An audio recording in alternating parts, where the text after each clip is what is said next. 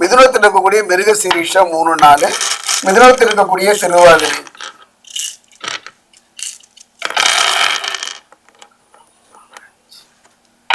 மிதுனத்தில் இருக்கக்கூடிய புனர்பூசம் 1, 2, 3.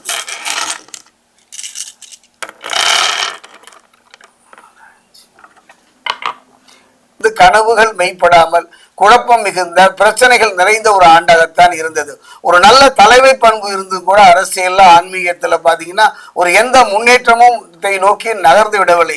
மிதுனராசியை பொறுத்த வரைக்கும் ஒரு பொன் வைக்கும் இடத்தில் ஒரு பூ வைக்கிற மாதிரி ஒரு அருமையான சந்தர்ப்பம். அதே நேரம் அரசியல்வாதிகள் சற்று கவனமா இருக்கும். பெண்கள் விஷயத்துல நீங்கள் என்னதான் ஒரு உயர்ந்த உன்னதமான நிலையில் இருந்தாலும் கூட திண்ணை எப்ப காலியாகும் என்கிற ஒரு நிலைதான். குறிப்பா உடல்நிலையில மிக மிக கவனமாக இருந்து விடுங்கள். கஷ்டப்பட்டு போராடி ஒரு உயர்ந்த நிலையை அடைந்தீர்கள், அந்த நிலையை தக்க வைத்துக் கொள்ளுங்கள். அதே நேரம் பாத்தீங்கன்னா அப்பா பிள்ளைன்னு சொல்லுவாங்க. அதாவது அந்த அப்பா பிள்ளைக்குள்ள ஒரு பிரச்சனைகள் பெரிதாவதற்கான ஒரு சூழ்நிலை இருக்கு. சூரியனுடைய ஆண்டு தானே, சூரியனும் சனியும் நிறைந்த ஆண்டு தானே.